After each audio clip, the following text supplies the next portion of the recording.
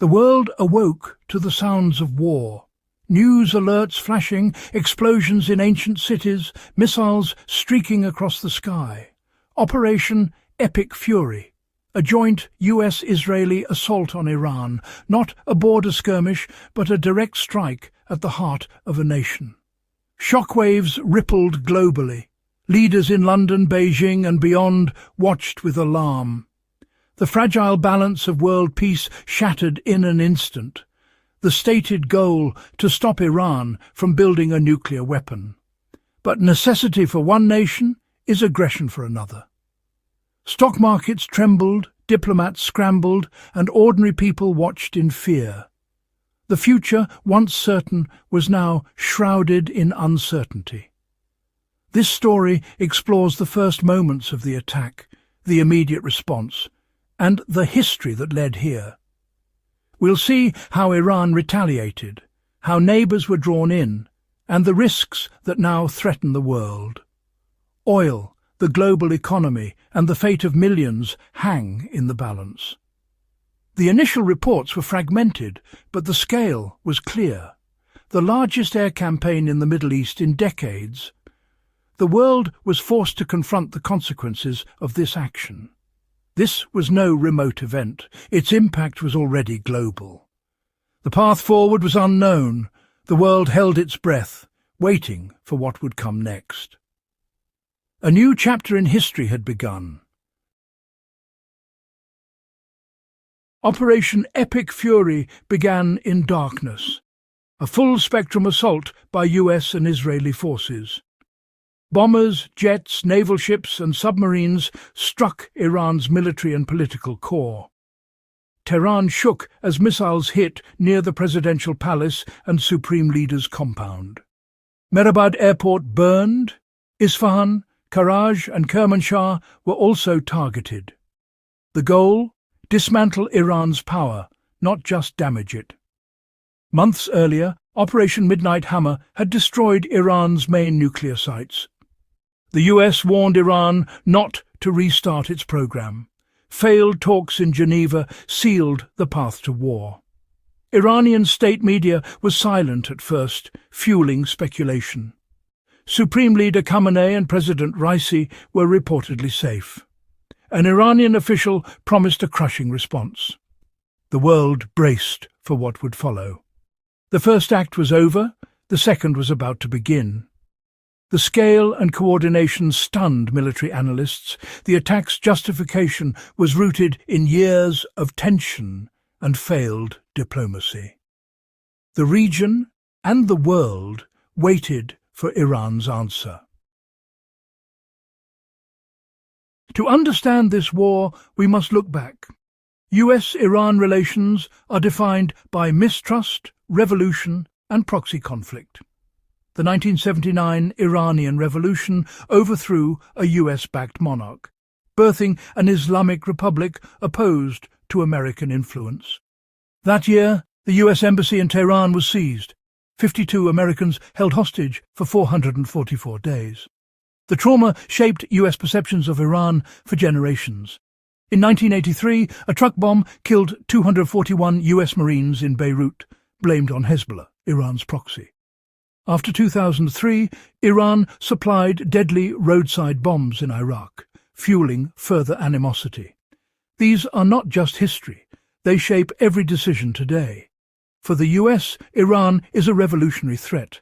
For Iran, the US is an imperial adversary.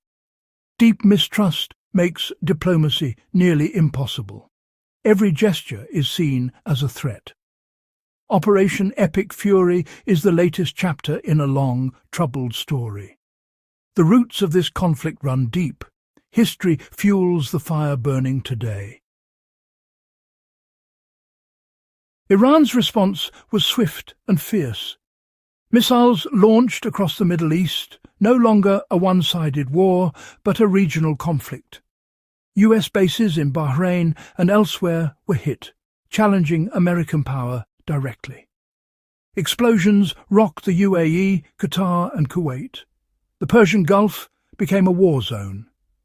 Saudi Arabia, Iran's rival, was drawn in as Riyadh was struck. Years of proxy conflict erupted into open war. Iran's missiles reached deep into enemy territory, signaling no one was safe. For Israel, direct missile attacks from Iran marked a nightmare realized. Israel's Iron Dome and David's Sling intercepted salvos over its cities. The war had opened a dangerous new front. The region was engulfed in chaos. The conflict's escalation was rapid and unpredictable. The entire Middle East was now a battlefield. Retaliation had unleashed a storm. Iran's retaliation targeted not just nations, but the symbols of power and stability. Israel declared a state of emergency, closed its airspace, and shut down daily life. The Prime Minister called the war a fight for survival, but many in the Arab world saw foreign aggression. Old divisions deepened, new fault lines emerged. Gulf states like the UAE and Bahrain, once hopeful for peace, found themselves under fire. Their economies and cities were suddenly at risk. The dream of a new Middle East was burning. Jordan watched anxiously. Egypt called for a ceasefire. Iraq struggled to remain neutral amid chaos. The war's ripples spread, threatening to pull the entire region under. The balance of power was shattered. The Middle East was ablaze. This is more than a regional war. It's a global crisis. The interconnected world feels every tremor from the Middle East. Russia and China, allies of Iran, watch closely. Their response could escalate the conflict. The UN is paralyzed by divided powers, unable to act decisively. International law is only as strong as nations' willingness to follow it. European allies fear economic fallout, refugees, and terrorism. Countries worldwide must choose sides or struggle to stay neutral. The alliance system is under strain.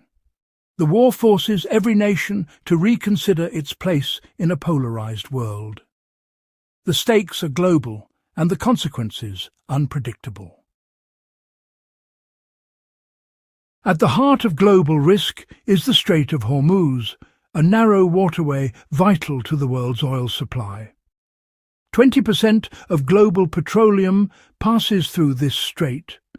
Iran's control gives it power to disrupt or block shipping. Any closure would send oil prices soaring and shock the world economy. Europe, still recovering from past energy crises, would be hit hard. Asia, China, India, Japan, South Korea relies heavily on Gulf oil. Disruption could trigger economic and political instability for billions. Alternatives to the strait are limited. Pipelines can't replace its capacity. Even the US, less dependent on Gulf oil, would feel the shock. Energy markets are interconnected. A crisis here affects everyone. The Strait of Hormuz is a fragile thread holding the global economy together. War here threatens prosperity worldwide. The world's fate can hinge on a single choke point. Beyond the visible war, another battle rages, one of proxies and networks. Iran's allied groups like Hezbollah in Lebanon and the Houthis in Yemen extend its reach. Hezbollah's arsenal threatens Israel with thousands of rockets. A war with Hezbollah would devastate both Lebanon and Israel. The Houthis disrupt shipping in the Red Sea and strike at regional rivals. Iran's proxies can ignite conflicts across Iraq, Syria, and beyond.